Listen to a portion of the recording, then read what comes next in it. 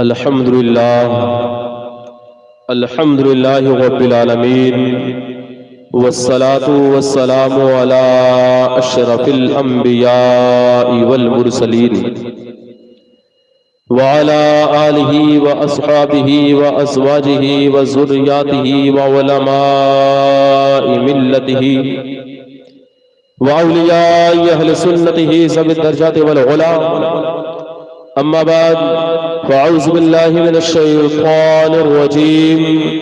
بسم الله الرحمن الرحيم. وبالوالدين إحسانا.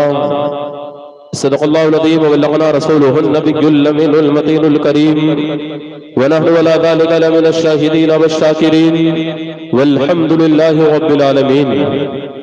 بعد توحید کے متوالوں، شمعِ رسالت کے پروانوں، اولیاء امت کے چاہنے والوں، دور دراز سے آ کر بزم میلاد مصطفیٰ سماعت کرنے والوں، آئیے ہم اور آپ سب سے پہلے آقا کائنات، وجہ تخلیق کائنات، مقصد کائنات، شان کائنات، جان کائنات، آن کائنات، ہم سب کے آقا و مولا حضرت محمد مصطفیٰ صلی اللہ علیہ وسلم کی مقدس بارگاہ میں جھوم جھوم کر درود پاک اللہم صلی علی سیدنا شفیعنا مولانا محمد وعلی آل محمد صلی اللہ تعالی علیہ وسلم.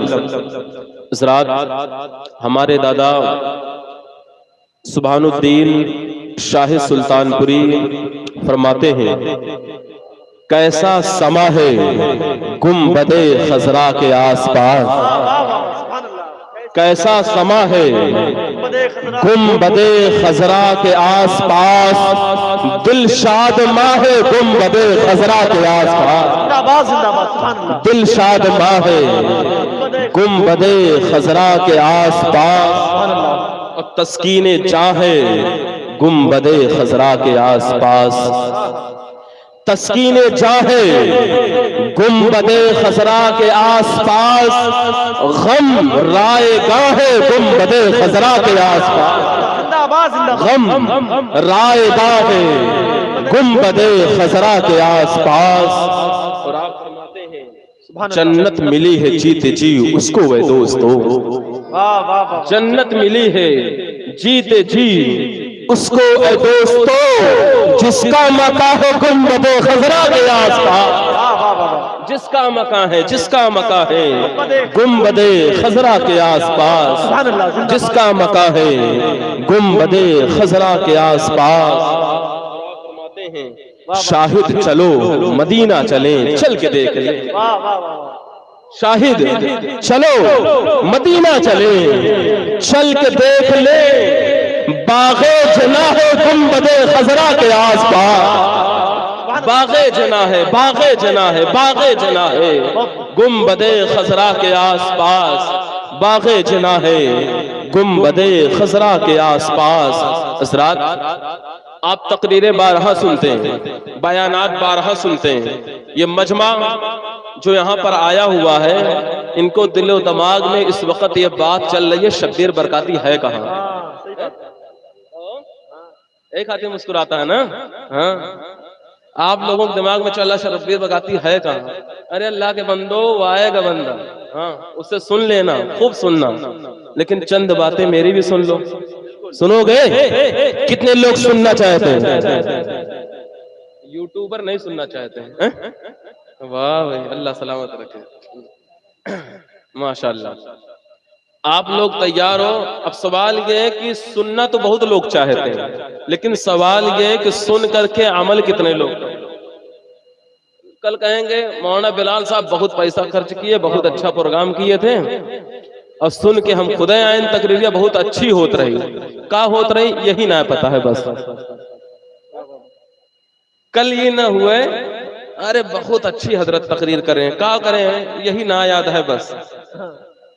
ارے اللہ کے بندوں، چند باتیں اگر آپ کے گوشے گزار کی جائیں تو اپنے دل میں جگہ دینا، اور اللہ توفیق دے اس پر عمل کرنا. ٹھیک ہے، کریں گے انشاءاللہ.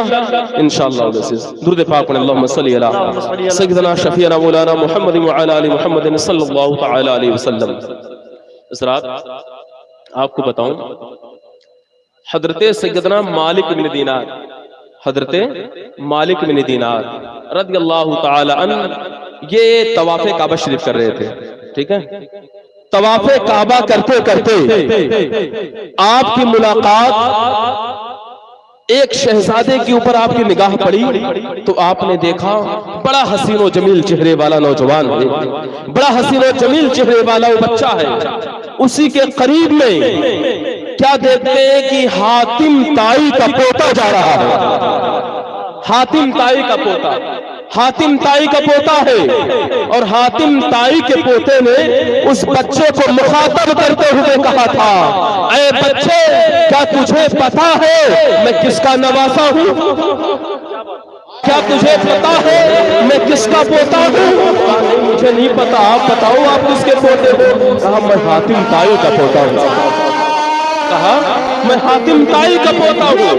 جب کہا میں حاتم طائی کا پوتا ہوں تو اس نے کہا میں حاتم طائی کا پوتا ہوں، اور میرے دادا کی سخاوت کا عالم تھے کہ میرے دادا کے مکان میں 10 دروازے تھے، 10 دروازے تھے۔ اگر ایک فقیر ایک دروازے سے مانگنے کے لیے جاتا تو میرے دادا اسے عطا کرتا، پھر وہی فقیر دوسرے دروازے سے آتا، میرے دادا پھر اسے دیتے، وہی فقیر تیسرے دروازے سے آتا، میرے دادا اسے پھر دیتے، وہی فقیر چوتھے دروازے سے آتا، میرے دادا اسے پھر دیتے۔ غرض کی ایک ہی فقیر الگ الگ دروازے سے بار بار مانگنے آئے تو 10 مرتبہ مانگے، میرے دادا حاتم طائی اسے عطا کیا کرتے ہیں۔ اتنے زیادہ سخی ہے، اتنے اللہ نے ان کو عطا کیا ہے، خوب عطائیں کرتے ہیں۔ اللہ اکبر کبیرہ۔ اس نوجوان شہزادے نے کہا، ارے سن حاتم طائی کے پوتے سن، یہ تیرے دادا کی سخاوت نہیں ہے، یہ تیرے دادا کی کنجوسی ہے، یہ تیرے دادا کی سخاوت نہیں ہے، یہ تیرے دادا کی کنجوسی ہے۔ کہا کنجوسی کیسے؟ کہا کنجوسی اس طرح کہ تیرے دادا اتنا کم دیتے ہیں پھر آنے کی حاجت لگتی ہے، پھر تیرے دادا اتنا کم دیتے ہیں پھر اسے لگتا ہے پھر مانگا جائے، پھر مانگنے آتا ہے، پھر تیرے دادا اتنا کم دیتے ہیں پھر مانگنے آتا ہے۔ تیرے دادا اتنے کنجوس ہیں، ایک فقیر کو 10 مرتبہ مانگنے کی حاجت محسوس ہوتی ہے۔ سن سن میں اس محمد کا نوازا ہوا جس کے دربار میں جو ایک مرتبہ آ جاتا ہے اتنا عطا کر دیا جاتا ہے دوبارہ مانگنے کی حاجت نہیں محسوس ہوتی، اتنا عطا کر دیا جاتا ہے یہ عطا کرنے والا ہو جاتا ہے۔ بریلی کے تاجدار، عاشقوں کے پیشوا امام احمد رضا فاضل بریلوی ارشاد فرماتے ہیں، منگتا تو ہے منگتا کوئی شاہوں میں دکھا دو، منگتا تو ہے منگتا کوئی شاہوں میں دکھا دو جس کو میری سرکار سے ٹکڑا نہ ملا ہو، اور آتا ہے فقیروں کو انہیں پیار کچھ ایسا خود بھیک دے اور خود کہیں منگتے ہیں۔ نعرہ تکبیر، نعرہ رسالت، عظمت مصطفیٰ، مسلک اعلی حضرت، نعرہ تکبیر۔ زندہ باد زندہ باد، سبحان اللہ۔ بات سمجھ میں آ رہی ہے؟ ارے بھیا مولانا بلال صاحب مدرسہ کھولے ہیں، ہاں، اور یہ مدرسہ چلاتے ہیں، اور لڑکیوں کا مدرسہ چل رہا ہے، اور لڑکوں کا مدرسے میں تو لڑکے رہتے ہیں چندہ اندہ کر لیتے ہیں، لڑکیاں کہاں جائیں گے چندہ مانگنے؟ بھیا بتاؤ کہ دے، آپ کی ذمہ داری نہیں ہے؟ یاد رکھو پیارے، اگر غور و فکر کرو گے نا بڑی تکلیف ہوتی ہے۔ میں نے جو خطبے میں سنا کے بعد جو آیت پڑھی ہے اس پر چند باتیں سن لیجئے۔ اللہ رب العزت نے ارشاد فرمایا وَبِالْوَالِدَيْنِ احسانا، اپنے ماں باپ کے ساتھ احسان کرو، بھلائی کرو، اپنے ماں باپ کے ساتھ اچھائی کا برتاؤ کرو۔ عزیزان ملت اسلامیہ، آج جس فتن دور میں ہم اور آپ زندگی گزار رہے ہیں اس کا تقابلی جائزہ لیں تو آپ مجھے بتاؤ، جو روز مرہ کی زندگیاں گزر رہی ہیں، ہمارے والدین جب ضعیف ہو جاتے ہیں تو اولادیں ان کی وفادار نہیں ہوتی، جب والدین ضعیف ہو جاتے ہیں تو اولادیں ان کی خدمت گزاری کرتے ہوئے نظر نہیں آتی ہیں۔ اللہ نے فرمایا وَبِالْوَالِدَيْنِ إِحْسَانًا، اپنے ماں باپ کے ساتھ احسان کرو، اپنے ماں باپ کے ساتھ بھلائی کرو۔ اب انسانی ذہن میں سوال یہ پیدا ہوتا ہے، اگر کوئی بندہ آپ کے اوپر 50,000 روپے خرچ کرے تو آپ بدلے میں 50,000 خرچ کر دیں تو یہ بدلہ ہوگا بدلہ، لیکن احسان نہیں ہوگا۔ احسان یہ ہے کہ جتنا اس نے کیا ہے اس سے کہیں زیادہ کیا جائے، جتنا اس نے تیرے ساتھ کیا تو اس سے زیادہ اس کے ساتھ کر، یہ احسان کہلاتا ہے۔ پیارے بھائی کیوں آپ اندازہ لگاؤ، ایک ماں باپ اپنے بچے کی پرورش کے لیے، ایک ماں باپ اپنے بچے کی تربیت کے لیے، ایک ماں باپ اپنے بچے کی نشو و نما کے لیے، ایک ماں اپنے بچے کو 9 ماہ شکم میں رکھتی ہے۔ جب بچے کی ولادت ہوتی ہے ماں اپنے سینے سے لگا کے 2 سے 2.5 سال تک ماں اپنے خون جگر سے لگا کر کے ماں دودھ پلاتی ہے۔ یہ ماں بچے کی پرورش گھر کے اندر کرتی ہے۔ یہ بچہ جب گھر کے اندر ہوتا ہے ماں اسے کھانے کا انتظام کرتی ہے، ماں پینے کا انتظام کرتی ہے، ماں پہننے کا انتظام کرتی ہے، ماں اس کی تربیت کرتی ہے۔ لیکن ماں جو تمام امور انجام دیتی ہے، یہ والد دن کے اجالے میں، رات کے اندھیرے میں، یہ دن کو دن نہیں سمجھتا ہے، رات کو رات نہیں سمجھتا ہے۔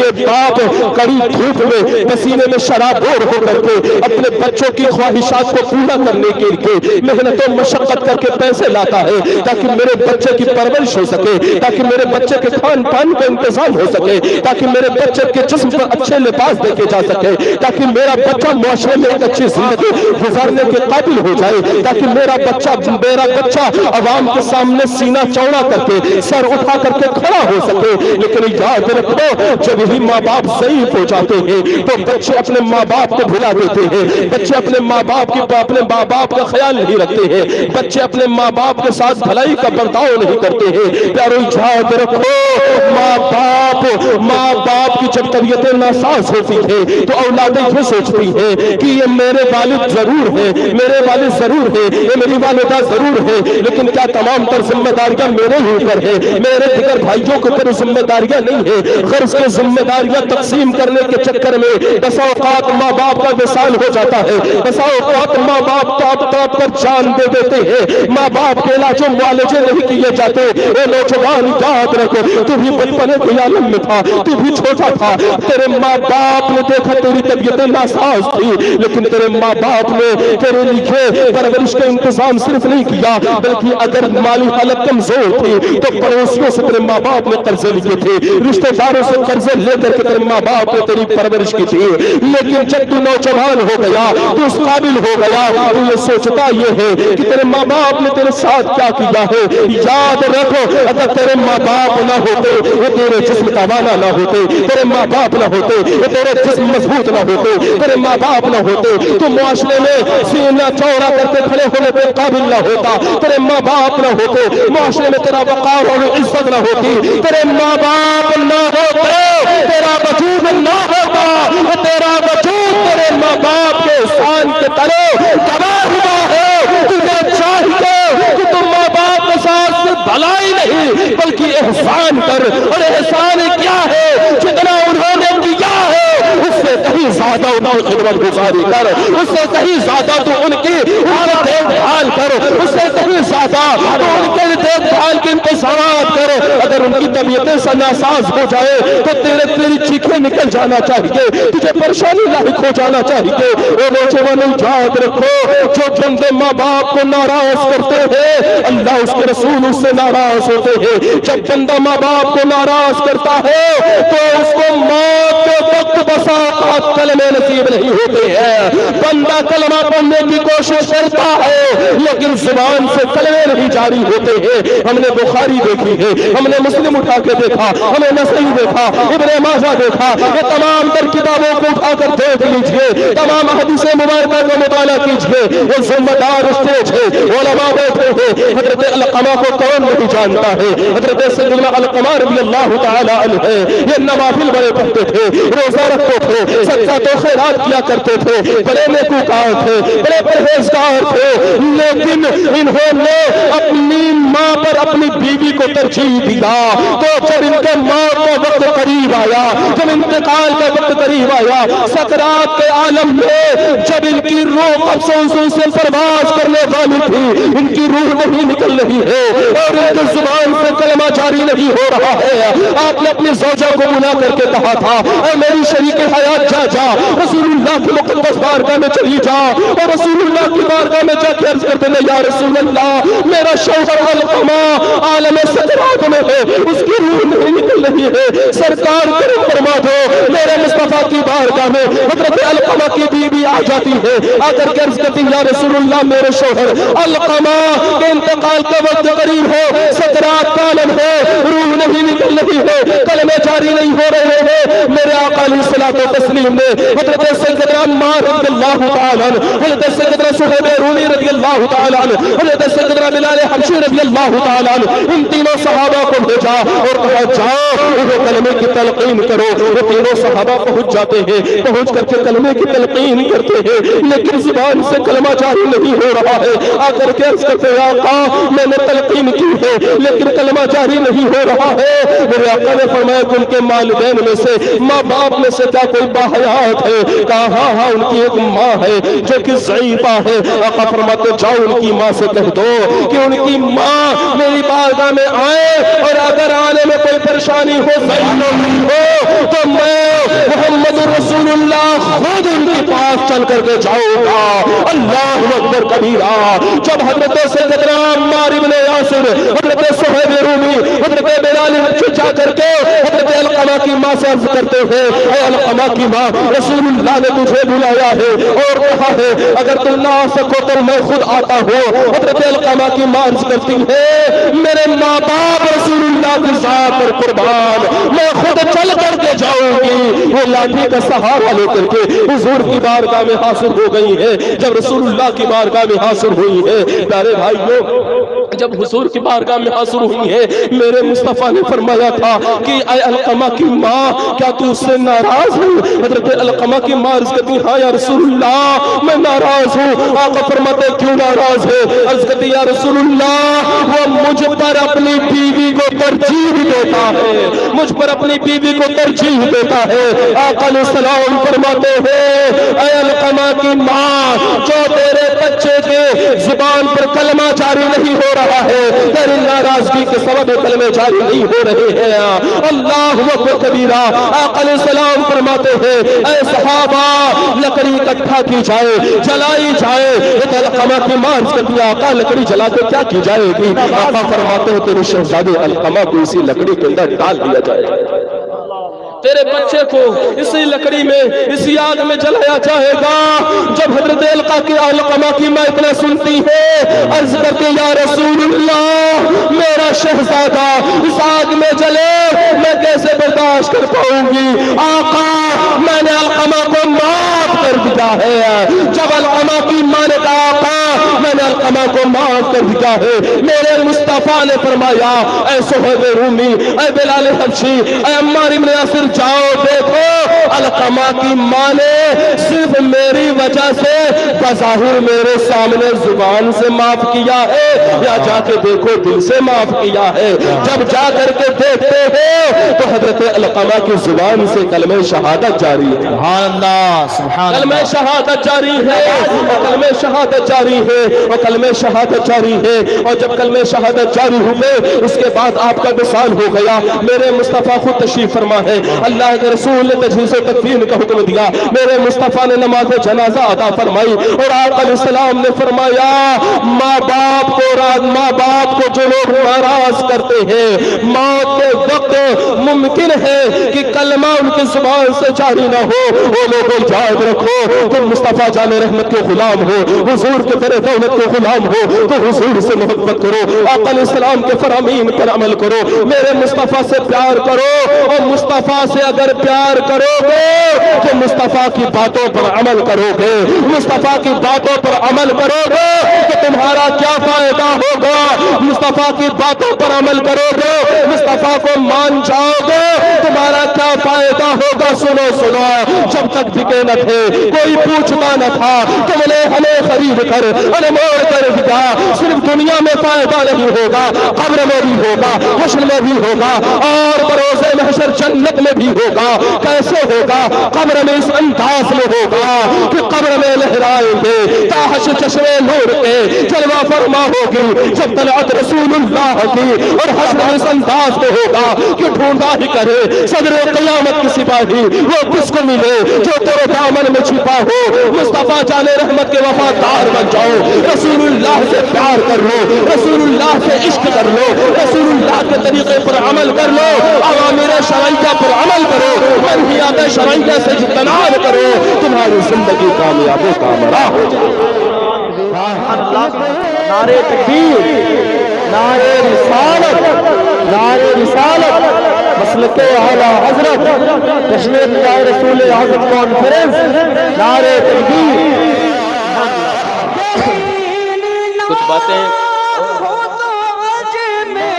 کتنے لوگوں کو نہیں سننے چلتا ہے، سنیں گے؟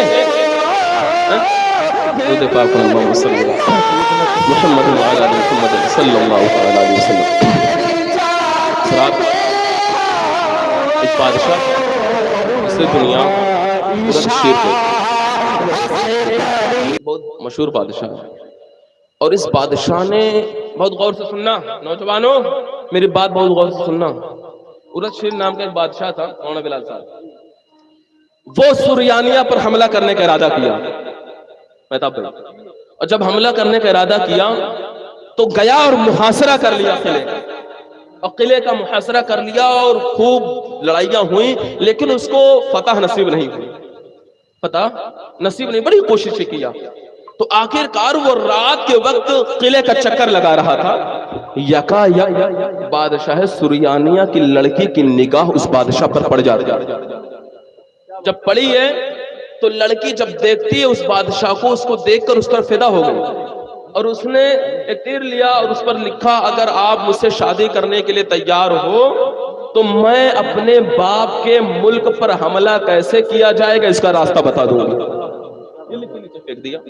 اس نے دیکھا وہ بڑا چالاک بادشاہ تھا، اور دیکھنے کے بعد اس نے لکھ کر کے فوراً ڈالا کہ اگر تم مجھے راستہ بتانے کے لیے تیار ہو تو میں تم سے شادی کرنے کے لیے تیار، یہ کہہ دیا، اور اس لڑکی نے راستہ بتا دیا، اور جب راستہ بتایا چند گھنٹوں میں جو ملک سریانیہ تھا اس پر عرت شیر نے قبضہ کر لیا، اور اس کے باپ کو بھی قتل کیا، 10,000 سے زیادہ فوجی مارے گئے، اور قلعہ فتح ہو گیا۔ اب بادشاہ حسب وعدہ شادی کر لیا، اور شادی کر کے اپنے گھر لایا، اب ہنسی خوشی زندگی گزرنے لگی۔ اب ایک دن رات کا وقت تھا، رات کے وقت میں اس کی شریک حیات بیوی نے کہا ایسا لگ رہا ہے کچھ چبھ رہا ہے، بستر پر کچھ چبھن سی محسوس ہو رہی ہے۔ خادماؤں کو بلایا گیا، کنیسوں کو بلایا گیا، کہا چیک کرو تو بھائی کیا چیز چبھ رہی ہے۔ جب ہٹایا گیا لحاف، جب ہٹایا گیا بستر تو اس کے نیچے چند دھاگے اکٹھا ہو گئے تھے، چند دھاگے کی لڑیاں اکٹھا ہو گئی تھی۔ بادشاہ کو بڑا تعجب ہوا، یا اللہ اس کا اتنا نرم و نازک بدن کہ چند دھاگے اگر اکٹھا ہو گئے تو اس کو چبھ رہے ہیں۔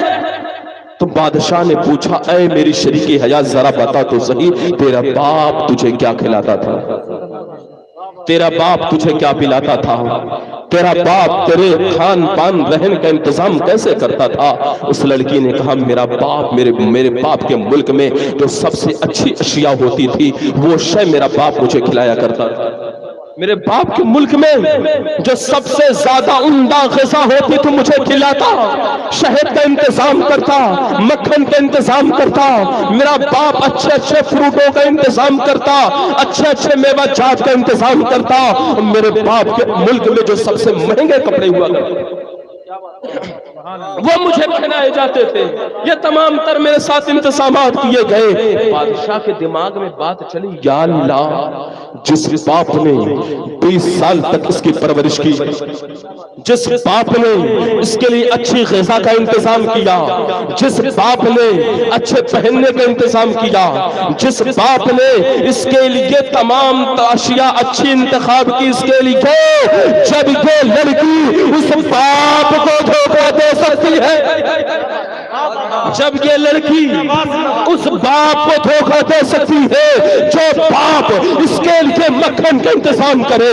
جو باپ اس کے لیے شہد کا انتظام کرے، جو باپ اس کے لیے کھان پان کا انتظام کرے، جو باپ اس کے لیے لباس کا انتظام کرے، جو باپ اس کے لیے اتنے سارے انتظامات کی تھا، اس باپ کو جب یہ لڑکی دھوکہ دے سکتی ہے، کیا پتا کل مجھے کوئی کیا پتا کل اسے کوئی مجھ سے بہتر نظر آ جائے، یہ مجھے بھی دھوکہ دے سکتی ہے، مجھے بھی مفت پریشانی میں مبتلا کر سکتی ہے، لہٰذا گھوڑے لائے جائے اور اس کے پاؤں، اس کے گھوڑے کے پاؤں میں اس کے سر کو باندھ دیا جائے اور شاہراہوں پر دوڑا دیا جائے، غرض کی اس کی روح قبضہ حضور سے پرواز کر جائے، یہ لڑکی انتقال کر جائے، غرض کی بادشاہ کے حکم کی تعمیل کی گئی اور وہ لڑکی اسی حالت میں انتقال کر جاتی ہے۔ اب یہاں پر سوچنے والی بات یہ ہے، ایک باپ اپنی بیٹے کی پرورش 20 سے 25 سال تک کرتا ہے، ایک باپ اپنی بیٹی کی پرورش کے لیے اچھے کالج کا انتظام کرتا ہے، اچھے کھان پان کا انتظام کرتا ہے، اچھے لباس کا انتظام کرتا ہے، لیکن یہی بچیاں، یہی بچے جب کالجز اور یونیورسٹیز کا رخ کرتے ہیں تو ان کے دل و دماغ میں ایک ایسا فطور سوار ہوتا ہے، ان کے دل و دماغ میں گرل فرینڈ اور بوائے فرینڈ کے نام پر ایسے اریانیت عام ہوتی ہے کہ یہ لڑکے اور لڑکیاں روز مرہ کی زندگی میں ایسے معاملات پیدا ہوتے ہیں، اپنے باپ کی 20 سال کی پرورش کو بھول جاتے ہیں، اپنی ماں کی 20 سالہ خدمت کو بھول جاتے ہیں، یہ باپ جو دن کے اجالے میں تپتی دھوپ میں پسینے میں شرابور ہو کر کے باپ نے محنت و مشقت کر کے اپنے بچے کی پرورش کے لیے اچھے لباس کے لیے انتظامات کیے تھے، لیکن یہی بیٹی جب بڑی ہو گئی، ایک سرفینے کے لیے، ایک موبائل کے ریچارج کے لیے، ایک موبائل کے لیے، نفسانی خواہشات کی تکمیل کے لیے اپنے ماں باپ کے 20 سال کے احسانات کو بھلا دیتی ہے۔ اے میرے نوجوانوں، یاد رکھو، جو بیٹیاں اپنے ماں باپ کو دھوکہ دے سکتی ہے وہ آپ کی وفادار نہیں ہو سکتی ہے، وہ آپ کے ساتھ وفا شیاری کی زندگی نہیں گزار سکتی ہے، وہ بچیاں، وہی بچیاں آپ کے ساتھ وفادار۔ یاد رکھو، جب بچیاں کالجز کا رخ کرتی ہیں تو کالجوں میں بچیوں کے نشو نما پر اس انداز میں حملے کیے جاتے ہیں، پردہ تمہارے لیے آر ہے، پردہ قید ہے، پردے کی وجہ سے تمہاری تعلیم منقطع ہو جائے گی، پردہ تعلیم میں رکاوٹ ہے۔ یاد رکھو، پردے سے علم نہیں آئے گا، عقل میں علم آتا ہے، قوت مدرکہ اگر سلامت ہے تبھی علم آپ کے سینے میں منجمد ہوگا۔ تو قرض کی پیارے، یاد رکھو، اپنی بچیوں کی پرورش اگر کرنا چاہتے ہو، اپنی بچیوں کو عریانیت سے بچانا چاہتے ہو، اپنی بچیوں کی حفاظت چاہتے ہو، ان کے ایمان و عقیدے کی حفاظت چاہتے ہو، یہ مولانا بلال صاحب مدرسہ غوثیہ للبنات، جامعہ غوثیہ للبنات کی بنیاد رکھے مدرسہ چل رہا ہے، لڑکیاں پڑھ رہی ہیں، یاد رکھو، اپنی بچیوں کی محافظت چاہتے ہو، اپنی بچیوں کو ان بھیڑیوں سے بچانا چاہتے ہو، اپنی بچیوں کو مدارس اسلامیہ بھیجو تاکہ ان کے ایمان و عقیدے کی حفاظت ہو سکے، تاکہ تمہاری بچیاں محفوظ ہو سکے۔ غرض کی تمہاری بچیاں محفوظ اس وقت ہوں گی جب ان کے سینے میں رسول اللہ کا دین آئے گا، جب ان کی کردار میں سیرت سیرت فاطمہ آ جائے گی جب تمہاری بچیاں کنیزہ سیدہ طیبہ طاہرہ فاطمہ الزہرا بنے گی تب معاشرہ اچھا تشکیل پائے گا. جب تمہاری بچیاں ام الخیر فاطمہ کی کنیز ہوگی تب معاشرہ اچھا تشکیل پائے گا. جب سلطان الہند عطائے رسول ہند الولی حضور غریب نواز کی ماں سیدہ طیبہ طاہرہ ماہ نور فاطمہ رضی اللہ تعالیٰ عنہ کی کنیزیں بنے گی تب معاشرہ اچھا ہوگا. اطلب العلم مہد الی الحد، ماں کی گود سے قبر تک علم حاصل کرو، اس لیے کہ ماں کی گود ہی بچے کی پہلی درسگاہ ہوا کرتی ہے. اگر ماں نیکوکار ہوگی، ماں پرہیزگار ہوگی، ماں وفاشیار ہوگی، ماں رسول اللہ کے دین کی پاسدار ہوگی تو تمہارے جو بچے ہوں گے وہ حسین اعظم تو نہیں بنیں گے، غلام حسین اعظم ضرور بنیں گے. وہ بچے غریب نواز تو نہیں، غلام غریب نواز ضرور پیدا ہوں گے. وہ بچے امام احمد رضا فاضل بریلوی تو نہیں لیکن غلام امام احمد رضا ضرور پیدا ہوں گے. تمہاری بچیاں اگر چاہتی ہیں نیک ہو جائے سیرت فاطمہ الزہرا کو اپنا لے، سیرت ام الخیر کو اپنا لے. جب کبھی غیرت نسواں کا سوال آتا ہے کنیز زہرا تیرے پردے کا خیال آتا ہے، کنیز زہرا تیرے پردے کا خیال آتا ہے. حضرات یاد رکھو یہ گرل فرینڈ اور بوائے فرینڈ کے نام پر جو عریانیت ہو رہی ہے یہ تمہاری قبروں میں آ کے تمہیں نہیں بچائیں گے. قبر میں اگر کوئی بچانے آئے گا تو پیارو یاد رکھو وہ حسنین کے نانا قبر میں کام آئیں گے، فاطمہ الزہرا کے بابا قبر میں کام آئیں گے. اگر کوئی قبر میں کام آئے گا تو رسول اللہ کی ذات والا صفات کام آئے گی. تو زندگی کا ایک مقصد بناؤ اور وہ مقصد کیا ہے؟ بس انہیں جانا، انہیں مانا، نہ رکھا غیر سے کام. للہ الحمد میں دنیا سے مسلمان گیا اور تم پر میرے آقا کی عنایت نہ سہی نجدیوں کلمہ پڑھانے کا بھی احسان گیا. اے رضائی احمدی نوری کا فیض نور ہے، ہو گئی میری غزل پڑھ کر قصیدہ نور کا. استغفر اللہ ربی من کل ذنب واتوب الیہ وما علینا الا البلاغ. السلام